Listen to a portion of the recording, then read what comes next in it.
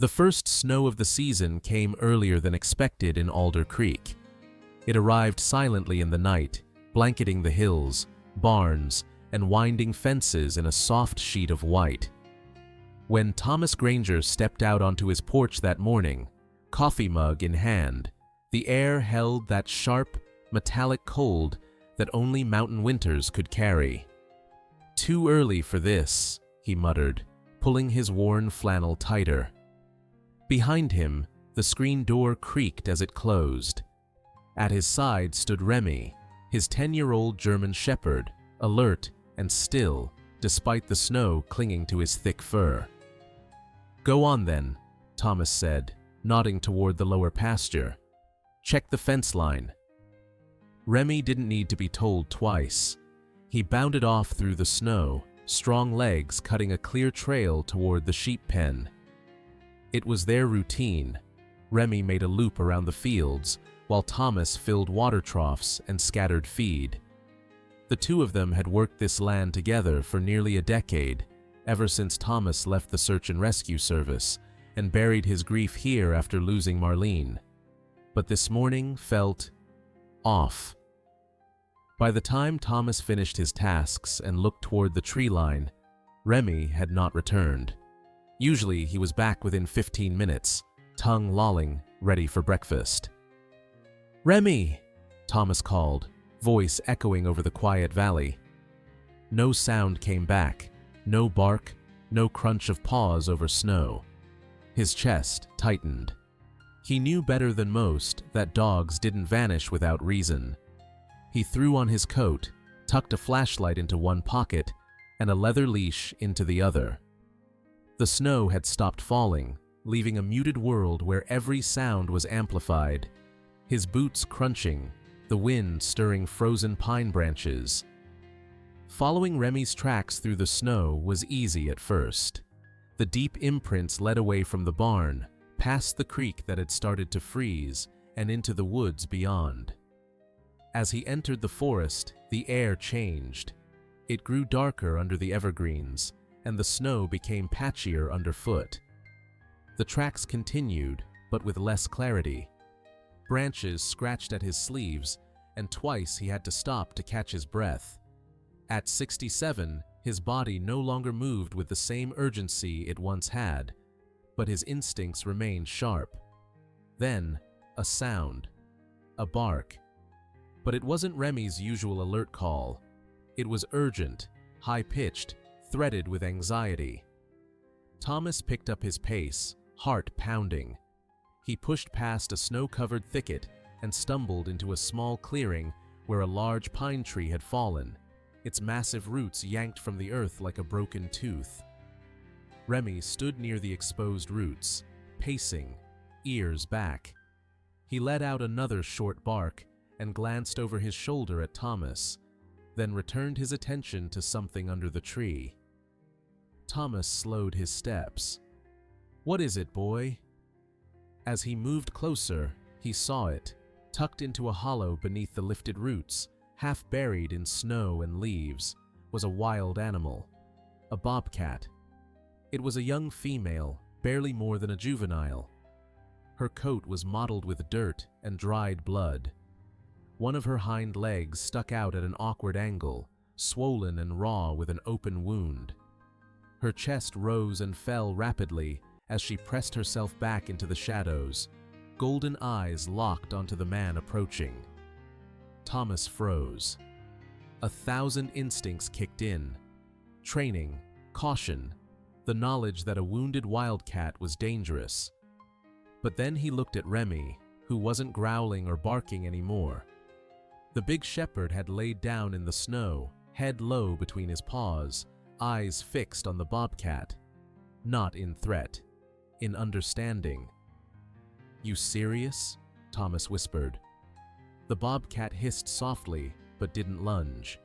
She stayed curled in her little hollow, trembling with pain and fear. Thomas looked back at Remy. The dog had seen years of wilderness rescue missions, floods, wildfires, even avalanches. He had tracked lost hikers and comforted grieving families, and never, not once, had he hesitated or misread a situation. If Remy said she wasn't a threat, Thomas would believe him. "All right," he said under his breath. "We'll do this your way." He crouched slowly, removing his coat. The cold bit into his arms as he held the fabric like a shield, speaking gently. "Easy now. I'm just trying to help." Remy stayed where he was, making soft, whimpering sounds. With a practiced motion, Thomas tossed the coat over the Bobcat and quickly bundled her up. She thrashed weakly, but the fight had left her. Lifting her gently, Thomas could feel every rib, every heartbeat, fast and fragile beneath her fur. As he trudged back through the snow, Remy walked beside him, tail low, gaze constantly checking on the bundle in Thomas's arms. They reached the barn. It still held some warmth from the heater Thomas used during lambing season. He placed the Bobcat in an old kennel lined with straw, then knelt beside her. "You're lucky," he murmured. "My dog's got a softer heart than most people I know." He washed the wound gently with warm water, applied ointment from his vet kit, and covered it with gauze. The Bobcat, barely conscious now, watched him with glassy eyes, but didn't resist. Remy sat outside the kennel, watching silently. That night, Thomas sat in the barn with them. The wind howled outside. Snow blew against the windows. Inside, it was quiet, warm, still. He looked at the Bobcat, curled under the coat, and at Remy, who hadn't moved from his post. "Well," Thomas said softly, "guess we're not alone anymore." And in that moment, under the amber light of a hanging bulb, surrounded by hay and the hum of the old heater, a strange kind of peace settled over them. A man, a dog, and a wounded wild soul, each carrying something broken, each finding something unexpected. The first chapter in a story none of them could have foreseen had just begun. The storm rolled in that night like a curtain being drawn over the world. Winds howled across the hills, blowing snow sideways, piling drifts against the barn door. Inside, the old space was dimly lit, the air warm with the hum of a small heater and the scent of straw and antiseptic.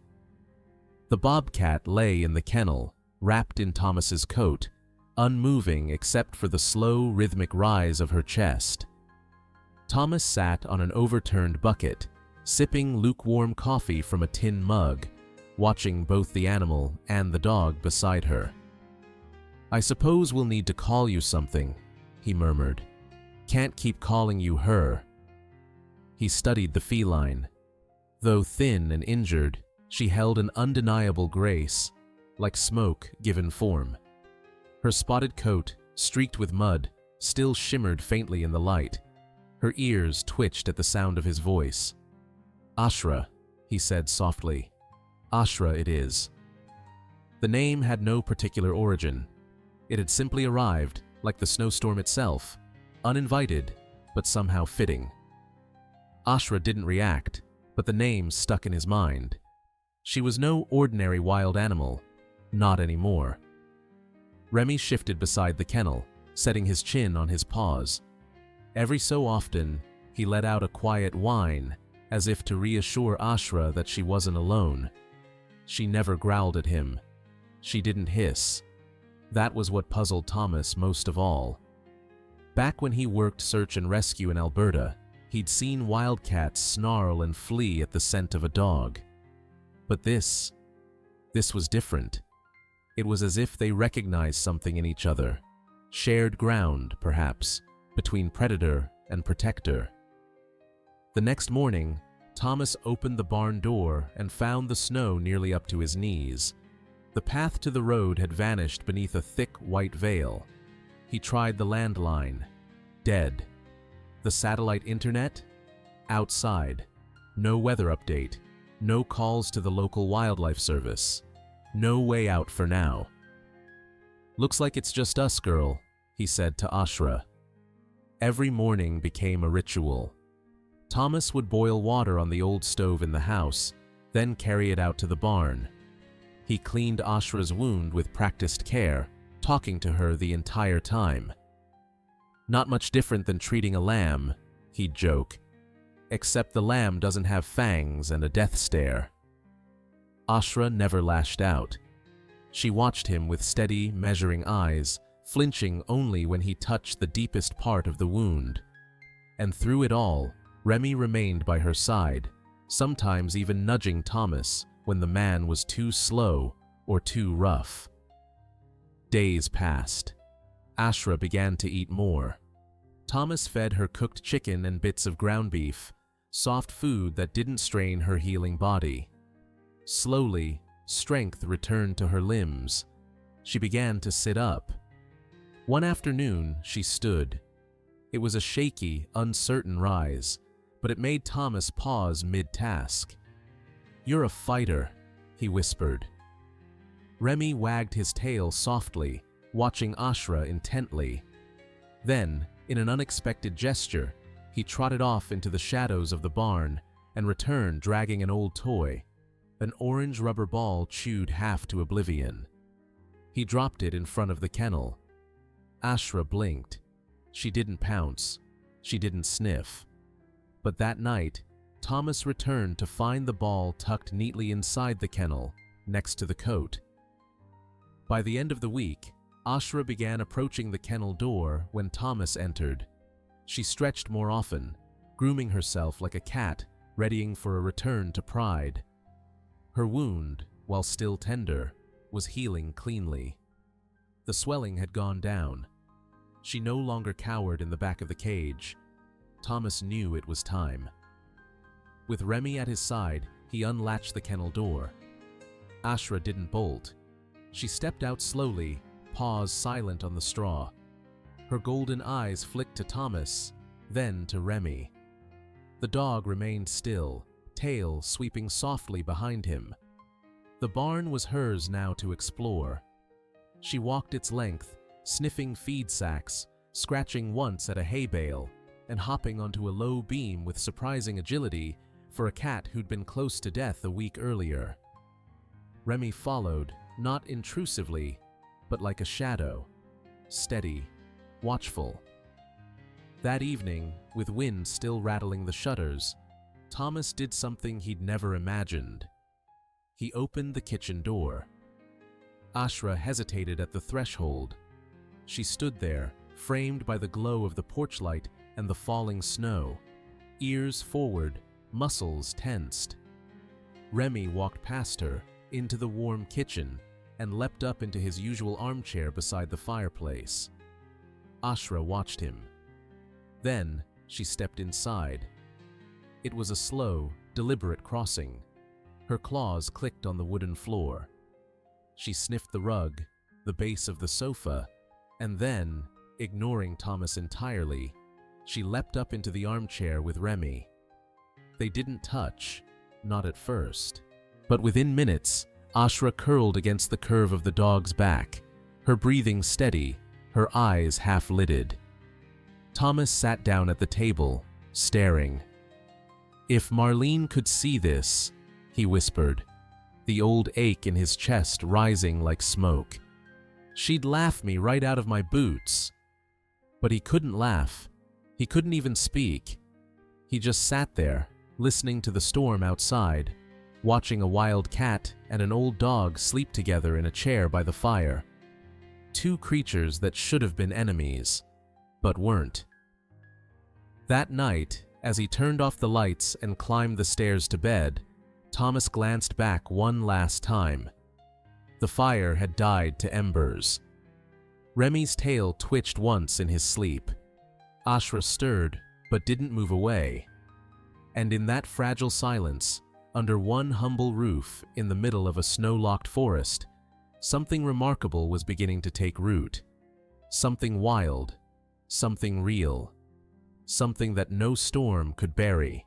When the wind finally calmed and the snow softened under the early light of day, Thomas stepped out onto the porch with his usual mug of coffee and found that the world had become still again. The sky above Alder Creek was a pale blue, and the pine trees shimmered like sentinels dusted in powdered sugar. The storm had passed, but its presence lingered in knee-deep snowbanks and broken tree limbs. Inside the house, things had changed too. Ashra had claimed her spot in the armchair, not just borrowed it, claimed it. Thomas found her there every morning, curled tightly in the cushions where Remy usually slept, her yellow eyes blinking lazily as the fire warmed her fur. Remy didn't seem to mind. He had moved to the rug in front of the hearth and lay with his head resting on his paws, always half watching her, always near. Thomas shook his head every time he saw them. One morning, while ladling out oats to the sheep in the back pasture, he caught himself smiling without realizing it. He looked toward the barn and saw her. Ashra stood at the edge of the snow-covered pen, her figure silhouetted against the light. She wasn't stalking, she wasn't threatening, she was simply watching. The sheep, sensing her presence, bleated once, then returned to grazing. No panic, no stampede. It made no sense. Bobcats didn't coexist with livestock. But Ashra, she wasn't behaving like any wildcat he had known or read about. She seemed to have accepted the rhythms of the farm, of them. That night, Thomas scribbled a note in his weathered journal. Ashra watched over the flock. No fear from the sheep, no aggression from her. This isn't survival anymore. This is something else. Over the following days, a pattern developed. Thomas would step outside each morning with Remy. Ashra would trail them, walking silently through the snow, sometimes ahead, sometimes behind. She explored the tree line, climbing boulders, watching birds, but never straying far. Every evening, without fail, she returned, never coaxed, never caged. She chose to come back. Thomas began leaving the barn door ajar. By the end of the second week, she no longer needed the kennel. She slept on the porch or in the living room, always near Remy. When he napped, she curled beside him. When he played in the snow, she chased him, her gait returning to its wild elegance. One afternoon, while Thomas repaired a fence post near the creek, he paused to stretch and found Remy crouched behind a bush, eyes fixed forward. Ashra was nearby, still as a statue. On the other side of the clearing, a red fox crept forward, nose twitching, unaware. In a coordinated flash, Remy barked sharply once and lunged left, while Ashra darted right, her movements fast and fluid. The fox froze, startled, then darted back into the forest. It was a move Thomas had only ever seen between two trained dogs. A herding pattern. They had done it without a sound, without a signal. Together. He walked back to the cabin that evening, feeling the weight of a truth that had been building quietly. Ashra wasn't a guest anymore. She was part of the team. But with that truth came something darker. Fear. Thomas had been putting off the call for days, maybe weeks. Deep snow had initially made contact impossible, but now roads were opening, and the satellite dish was working again. He couldn't pretend forever. Keeping a wild bobcat was illegal, no matter how extraordinary the situation. That night, as the fire crackled and the two animals lay quietly nearby, Thomas picked up the phone. His fingers hovered over the buttons, hesitating. In the end, he didn't call the authorities. He called his son. James Granger answered on the third ring. "Dad, you all right?" "Yeah," Thomas said, voice low. "But I need to talk to you about something. Something strange." He explained everything, from the storm to the discovery in the forest, from the injury to the bond, from the healing to the partnership now unfolding before him like a quiet miracle. James didn't interrupt, not once. When Thomas finished, There was a pause. Then, "And you're sure she's not dangerous?" "She sleeps in your mother's chair," Thomas said. "She guards the sheep with Remy. I don't know how else to explain it." James sighed. "I might know someone. A friend of mine works with the Rocky Hollow Conservation Center. They've dealt with rewilding and animal rehabilitation. Maybe there's an exception they can make." Thomas nodded, even though James couldn't see him. "I'd appreciate that. I'll call them tomorrow." "Thanks, son." Thomas hung up, feeling both lighter and more vulnerable than he had in years. He looked at Ashra and Remy, still curled together by the fire. They didn't know about regulations, paperwork, or public perception. They just knew what they were. Together. The next morning, as if sensing something was shifting, Ashra didn't follow them to the field.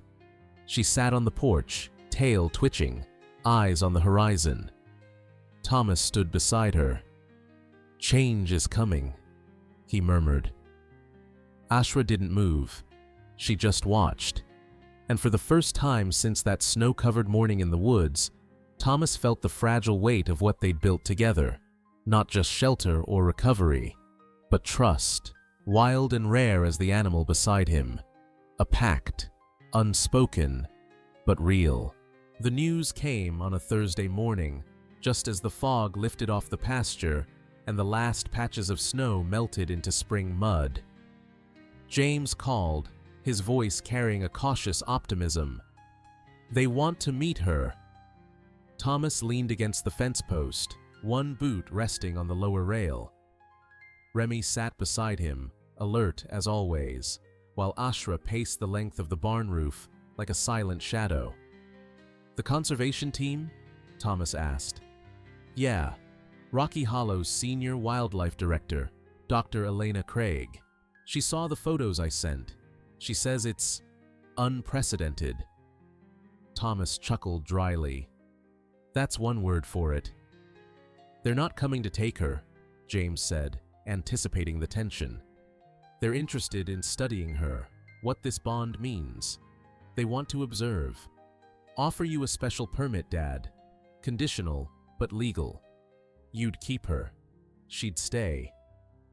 Thomas exhaled slowly, gaze still fixed on Ashra as she leapt gracefully from the roof to a fence post, then down into the pasture where the sheep grazed. The animals didn't startle. They barely looked up anymore. "You tell them yes," he said quietly. "They're welcome here."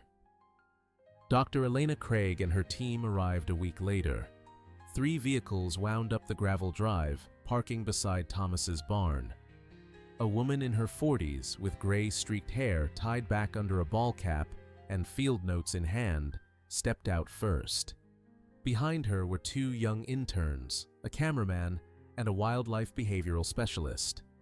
Ashra was already watching from the edge of the barn roof, eyes narrowed, tail flicking. "She's beautiful," Elena said in awe, "and calm." "She wasn't always," Thomas replied. But Remy had a different idea. Remy approached the newcomers politely, tail wagging but cautious. He stopped beside Thomas, casting a quick glance toward Ashra, his silent way of checking. "Is this all right?" Ashra, after a moment, leapt down and padded toward them, not close, but near enough to be seen. "Is she free roaming?" Elena asked, amazed. "She's never been tethered," Thomas said. "She comes back every night because she wants to." The next few days unfolded like a strange dream. The team stayed in the small guest house on the edge of the property. They set up observation cameras, logged behaviors, interviewed Thomas about every moment of the story, starting with the day Remy vanished into the storm and found the injured Bobcat. What stunned the researchers most was not just the peaceful coexistence between predator and protector, but the subtle language they had developed. The ways Ashra would copy Remy's movements. The way Remy deferred space when she signaled discomfort. The mutual understanding invisible to anyone not watching closely. On the third evening, as the sun dipped low over the hills, Elena turned her camera off and said, "I've seen wolves and dogs form bonds. I've seen foxes raised with cats. But this is something else." That weekend, a filmmaker named Leslie Chen arrived to document the story. At first, Thomas bristled. He had never wanted this to be a show. His life had always been quiet: soil, silence, service. But James had convinced him that the story could help people, could teach something. So he agreed. The documentary team filmed Ashra and Remy walking together through the woods. They caught the moment Ashra crouched low in the grass, while Remy stood guard beside the lamb pen. They filmed them curled up on the porch at dusk, touching but not tangled, like bookends to a chapter no one had written before. They filmed Thomas too, quietly at first, asking how he felt, what he had learned. He thought long and hard before answering. "They don't see the labels," he said finally. "Dog, bobcat, predator, pet. That's our thinking, not theirs." Remy saw a soul that needed help. Ashra saw someone she could trust. That's it. Simple as that. The documentary, titled "Where Loyalty Meets the Wild," aired nationally 2 months later. Viewers across Canada, the US, and the UK watched in astonishment as scenes of frost, firelight, and fur played out over haunting piano music and Thomas's calm narration. Letters poured in. Schools requested visits. Wildlife centers called to study the footage. But Thomas didn't let it change him, or them. Ashra still returned at dusk. Remy still dozed under the oak tree. Life continued, just as it had before the cameras, before the headlines. And to Thomas, that was the true miracle. Not the attention, but the unchanged devotion between them. By early summer, something remarkable happened. One morning, Thomas noticed Ashra not returning after her usual dawn patrol. He wasn't concerned. She'd been ranging further lately, growing restless. But 3 days later, she returned. Not alone. Tucked beneath her belly were 3 tiny kittens, eyes barely open, mewling, legs wobbling. Ashra led them directly into the barn and disappeared behind the hay bales where she had once hidden from death. Remy watched her go, then turned to Thomas with a look that said, "This is just the beginning." Over the following weeks, Ashra allowed no one near the nest, except Remy. He lay at the mouth of the barn like a sentinel, ears perked, growling low when crows came too close. Even Thomas, who had nursed her back to life, was only permitted fleeting glances at the kittens. But he didn't mind. Some things, he understood, belonged to the wild. They only ever borrowed themselves to you, and only if you proved worthy. The conservation team returned to record this unexpected development. Elena was stunned. A wild bobcat choosing to give birth on a human farm, it's unheard of. "And yet," Thomas said, watching Remy nuzzle one of the kittens gently, "here we are." By the end of summer, the kittens were playing on the grass beside the porch, tumbling over Remy's massive paws, swiping at moths in the evening air. Ashra stayed close but relaxed, never anxious, never possessive. She knew her cubs were safe. And Thomas, once again, sat on the steps, coffee in hand, heart fuller than it had been in decades. The years moved quietly over Alder Creek like falling snow. Soft, steady, unnoticed, until you looked back and saw how much had changed. The documentary faded from headlines. The researchers came less frequently. The letters stopped arriving. But the bond remained. Ashra's kittens grew strong. When they were old enough, one by one, they slipped into the forest, finding dens of their own. Yet, like their mother before them, they never disappeared entirely. Thomas would spot them now and then, on a ridge at sunset, drinking from the creek, watching the sheep from afar. Sometimes they returned with their own cubs, cautious but unafraid. Ashra stayed. She roamed further now, but every night she returned to the ranch, curling on the porch beside Remy or sleeping in her favorite armchair near the hearth. She never lost her wildness, but neither did she forget where she was first given sanctuary. Remy aged with grace. His steps slowed, his muzzle whitened. Cold weather stiffened his joints, and he no longer chased Ashra through the fields like before. But his eyes remained bright, and his loyalty never waned. Thomas built a ramp for the porch so Remy could climb it with ease. He gave him softer bedding, warm broth on colder nights, and quiet company as they both watched time slip past like leaves on the creek. Then, one morning in early spring, Thomas found Remy beneath the oak tree, lying peacefully, breathless. He hadn't cried out, hadn't struggled. He had simply gone. Ashra was already there, sitting beside the shepherd's body, her tail curled around her feet, her eyes unblinking. Thomas sank to his knees. He buried Remy beneath the great oak, in the very spot where the dog had loved to nap in summer. He placed a smooth stone above the grave, carved simply with a name and the word, Protector. Ashra lay by the grave for 3 nights straight. Then she came back to the house and resumed her place in the chair. Nothing needed to be said. James and Nora visited more often after that.